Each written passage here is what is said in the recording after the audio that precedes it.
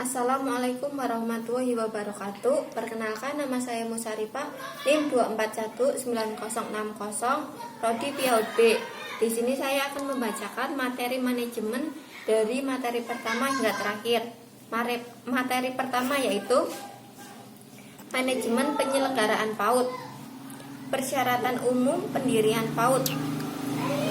Ada juga persyaratan lain dalam pendirian PAUD seperti persyaratan teknis pendirian lembaga pendidikan secara umum meliputi dokumen-dokumen, kurikulum pendidikan, jumlah dana atau kualifikasi pendidik dan tenaga kerja kependidikan, sarana dan prasarana, pembiayaan pendidikan, serta sistem evaluasi sertifikat manajemen dan proses pendidikan. B. Mekanisme pendirian PAUD. Beberapa syarat teknis yang telah dipenuhi diantaranya sebagai berikut: surat domisili, program kerja PAUD selama 1 tahun, surat persetujuan masyarakat setempat melalui pengantar RT dan RW, surat rekomendasi iuran, rekomendasi Dinas Pendidikan Kecamatan, rekomendasi camat dan dinas kecamatan setempat, akte yayasan, penyelenggaraan. C. Tujuan penyelenggaraan PAUD. Yang pertama, membangun landasan berkembangnya potensi anak. Yang kedua, mengembangkan potensi kecerdasan spiritual dan intelektual. Yang ketiga, membantu anak mengembangkan berbagai potensi dalam psikis dan fisik. D. Struktur kelembagaan PAUD.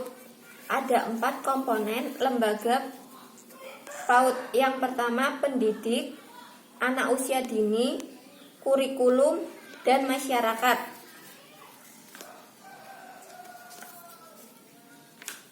Materi yang kedua, manajemen kurikulum PAUD.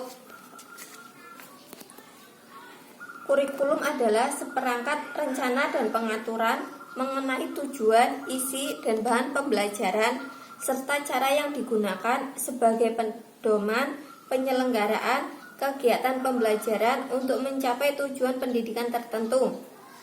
Adapun makna kurikulum secara luas dapat dikelompokkan menjadi 3, yaitu tradisional, modern, dan masa kini. Tujuan manajemen kurikulum PAUD. Secara umum tujuannya adalah mengembangkan berbagai potensi anak secara potensi anak usia dini sebagai persiapan untuk hidup dan menyesuaikan diri dengan lingkungannya.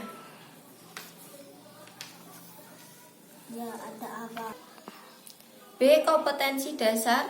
Kompetensi dasar merupakan kemampuan dalam konteks muatan pembelajaran, tema pembelajaran, dan pengalaman belajar yang mengacu pada kompetensi inti.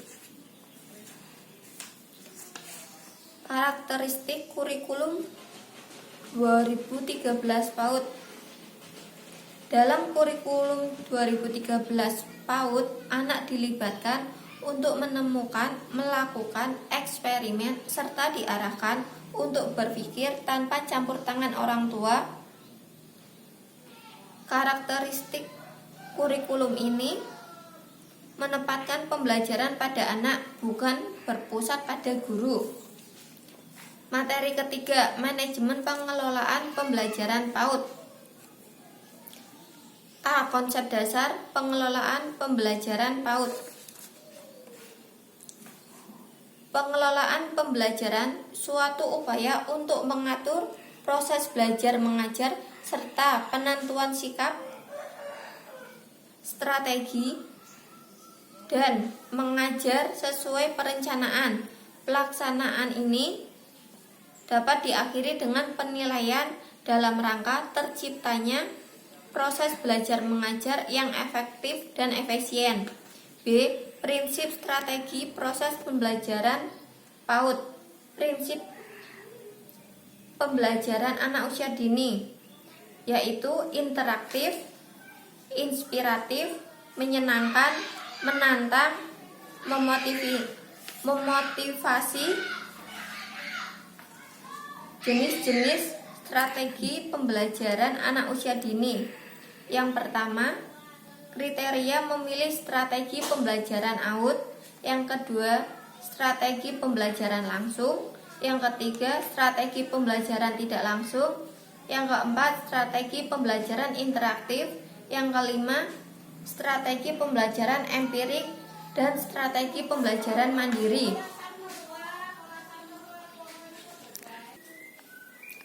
Menyusun perencanaan pembelajaran PAUD yaitu pemikiran sebelum melaksanakan tugas, implementasi pembelajaran di lembaga PAUD. Ada beberapa pendekatan pembelajaran di lembaga pembelajaran PAUD. Yang pertama, model pembelajaran klasik. Yang kedua, model pembelajaran kelompok. Yang ketiga, model pembelajaran area atau minat. Yang keempat, model pembelajaran Beyond Center and Circle Time atau BCCT. Materi keempat yaitu manajemen penilaian PAUD. Penilaian pada PAUD berfokus pada perkembangan dan kemampuan belajar anak. Tujuan manajemen penilaian PAUD. Tujuannya yaitu merencanakan pembelajaran individual dan kelompok agar dapat berkomunikasi dengan orang tua, mengidentifikasi anak yang memerlukan bantuan atau layanan khusus, mengevaluasi apakah tujuan pendidikan sudah tercapai atau belum. Yang ketiga, model penilaian PAUD. Ada beberapa penilaian atau evaluasi pembelajaran PAUD, antara lain model Taylor, model kesesuaian, model Alkin, model berorientasi pada tujuan, dan yang terakhir model pengukuran. Pengelolaan penilaian PAUD. Penilaian pada anak dilakukan pada saat anak melakukan kegiatan. Penilaian dapat dilakukan dengan berbagai aktivitas anak sejak datang, seperti berbaris, mengikuti proses belajar, mencuci tangan, makan bekal, bermain bebas, sampai pulang kembali. Prinsip penilaian PAUD. Dalam melakukan penilaian di PAUD terdapat beberapa prinsip penilaian, yaitu mendidik berkesinambungan, objektif, akuntabel, sistematis, transparan, dan menyeluruh. Materi kelima, manajemen pendidikan PAUD. Manajemen peserta didik bagi PAUD merupakan upaya untuk memberikan layanan sebaik mungkin kepada peserta didik serta proses penerimaan sampai saat peserta didik meninggalkan lembaga pendidikan karena sudah lulus. Tujuan manajemen peserta didik. Secara khusus, manajemen peserta didik bertujuan untuk meningkatkan pengetahuan, keterampilan, dan psikomotorik pendidik. Peserta didik menyalurkan dan mengembangkan kemampuan umum, kecerdasan, bakat, minat peserta didik, menyalurkan aspirasi, harapan, dan memenuhi kebutuhan peserta didik. C. Pendekatan manajemen peserta didik. Yang pertama, pendekatan kuantitatif. Pendekatan ini lebih menitik beratkan pada segi-segi administratif dan birokratif lembaga pendidik. Dalam pendekatan demikian, peserta didik dapat diharapkan mempunyai banyak tuntunan-tuntunan dan harapan-harapan lembaga pendidik di tempat peserta didik tersebut berada. D. Manajemen peserta didik. Manajemen peserta didik adalah usaha pengaturan terhadap peserta didik, mulai dari peserta didik itu tersebut masuk sekolah sampai mereka lulus sekolah.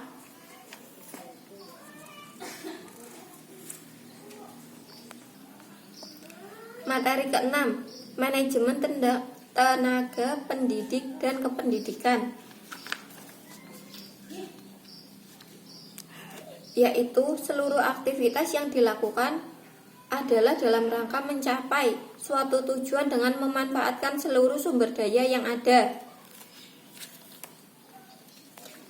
B. Pengadaan tenaga kependidikan.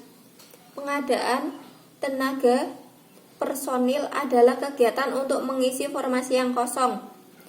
Pengembangan lembaga dengan menambah jabatan-jabatan baru juga disebabkan oleh adanya personil-personil lembaga yang berhenti. C. Pembinaan, pengembangan, dan kesejahteraan tenaga kependidikan, yaitu usaha memajukan dan meningkatkan produktivitas kerja setiap tenaga kependidikan.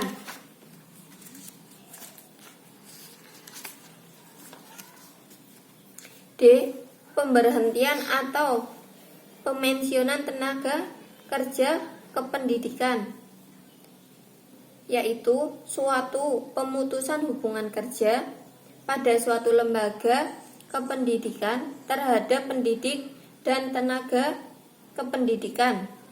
Adapun jenis pemberhentian pendidikan tenaga kerja kependidikan yaitu pemberhentian dengan hormat, pemberhentian dengan tidak hormat, pensiunan tenaga kependidikan.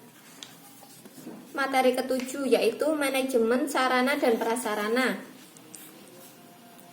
A. Konsep manajemen sarana dan prasarana adalah segenap proses pengadaan dan pendayagunaan sarana dan prasarana agar mendukung tercapainya tujuan pendidikan secara tepat guna dan tepat sasaran. Sasaran pendidikan tersebut terdiri dari 3 kelompok, yaitu bangunan dan perabotan sekolah, alat pembelajaran, media pendidikan yang dikelompokkan menjadi audiovisual yang menggunakan alat penampil dan media yang digunakan untuk alat penampil. B. Sarana prasarana pembelajaran indoor. Berikut ini adalah beberapa jenis alat permainan yang perlu disediakan dalam ruangan atau aula tempat bermain anak. Yang pertama, balok dengan berbagai ukuran, balok yang terbuat dari gabus atau kain, benda-benda terbentuk geometri. C. Sarana prasarana pembelajaran outdoor. Beberapa alat permainan edukatif yang selayaknya di ruang terbuka. Contoh, kursi jungkit yang menyerupai kuda-kudaan, bola dunia, anyaman tali besar, ayunan kursi, dan ayunan gantung. Manajemen sarana dan prasarana. Manajemen adalah proses perencanaan, pengorganisasian, pengarahan, dan pengawasan usaha-usaha para anggota organisasi dan penggunaan sumber-sumber daya organisasi lainnya agar mencapai tujuan organisasi yang ditetapkan. B. Pengertian sarana dan prasarana. Manajemen sarana dan prasarana di sekolah, sarana pendidikan adalah peralatan dan perlengkapan yang secara langsung digunakan dan menunjang proses pendidikan, khususnya proses belajar mengajar, seperti ruang kelas, meja, kursi, serta alat-alat media pembelajaran. C. Fungsi manajemen sarana prasarana. Manajemen sarana dan prasarana sekolah merupakan kegiatan yang ditunjukkan mengorganisir suatu organisasi dalam lingkungan pendidikan. Yang dimaksud dalam hal ini adalah manajemen sarana prasarana, yang mana kegiatan yang dimaksudkan adalah suatu tindakan yang mengacu kepada fungsi-fungsi manajemen.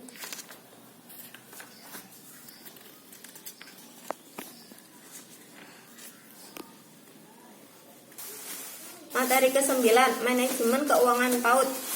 Manajemen keuangan dalam pendidikan merupakan unsur yang sangat penting bagi penyelenggaraan pendidikan, sehingga proses pendidikan tidak dapat terlaksana dengan baik tanpa ditopang dengan biaya. Maka esensi dari ekonomi pendidikan adalah masalah pemilihan di antara sumber-sumber produktif, baik menggunakan uang atau tidak, dalam memperoleh pendidikan.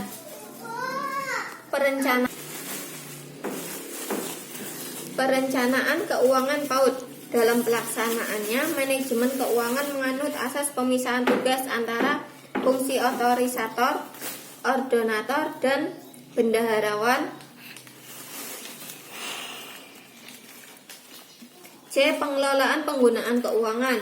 Pengelolaan anggaran biaya merupakan kegiatan yang dilaksanakan pada setiap penyelenggaraan program kegiatan, termasuk penyelenggaraan usia dini. Proses pengelolaan keuangan di PAUD meliputi perencanaan anggaran, strategi mencari sumber dana PAUD, penggunaan keuangan, pengawasan dan evaluasi anggaran, dan pertanggungjawaban. D. Laporan pertanggungjawaban keuangan sekolah. Pengawasan anggaran yang dimaksud di sini adalah kegiatan pemeriksaan yang dilakukan oleh pihak-pihak tertentu terhadap objek atau pelaksanaan anggaran PAUD. Terdapat dua macam pengawasan yang terdapat di lembaga PAUD, yaitu pengawasan fungsional dan pengawasan internal. Materi ke-10, manajemen hubungan masyarakat. Manajemen hubungan masyarakat merupakan sebuah jalinan komunikasi yang dibangun oleh lembaga pendidikan dengan masyarakat dalam upaya saling memberikan dukungan dalam menjalankan kegiatan pendidikan yang bermutu guna memberikan peserta didik. B. Tujuan manajemen hubungan masyarakat, yaitu terciptanya hubungan harmonis antara lembaga pendidikan yang mewakili dengan masyarakat atau stakeholder. Ruang lingkup manajemen hubungan masyarakat. Ruang lingkup hubungan masyarakat lebih luas dari pada halnya penyelenggaraan relation yang baik antara pihak, organisasi, atau institusi dengan media. D. Penerapan manajemen hubungan sekolah dengan masyarakat.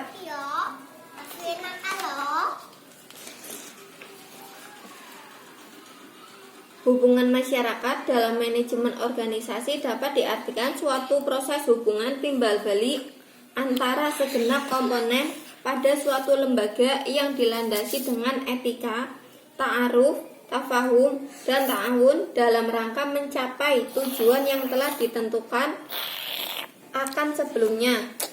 Materi yang ke-11, yaitu manajemen pengawasan, supervisi PAUD. Supervisi merupakan pengawasan terhadap kegiatan akademik yang berupa proses belajar, mengajar, pengawasan terhadap guru dalam mengajar, pengawasan terhadap situasi yang menyebabkan aktivitas dilakukan dengan mengidentifikasi kelemahan-kelemahan pembelajaran yang harus diperbaiki.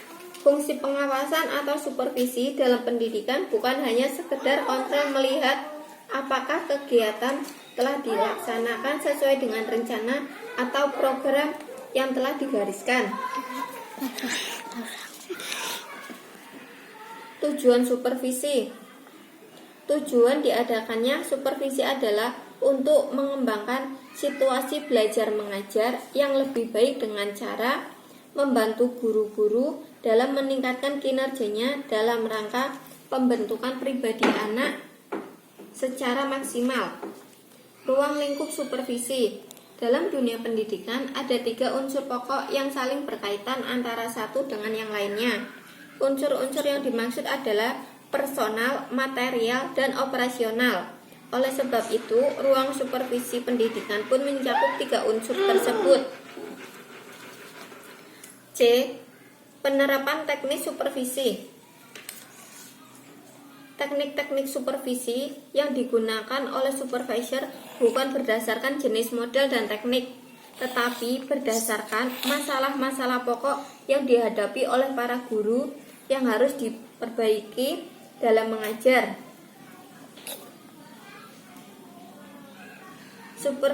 Supervisor membutuhkan teknik-teknik supervisi yang sesuai dan tepat untuk memecahkan masalahnya. Teknik-teknik supervisi yang bersifat berkelompok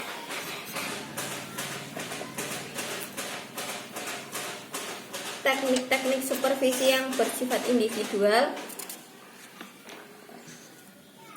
Jadi, supervisi adalah suatu alat komunikasi dalam bentuk tulisan yang dikeluarkan oleh staff supervisor yang digunakan sebagai alat membantu guru-guru memberikan informasi penting dalam memperbaiki situasi belajar. Baik, itulah materi dari yang pertama sampai terakhir. Kurang lebihnya mohon maaf. Saya Musarifah. Terima kasih dan wassalamualaikum warahmatullahi wabarakatuh.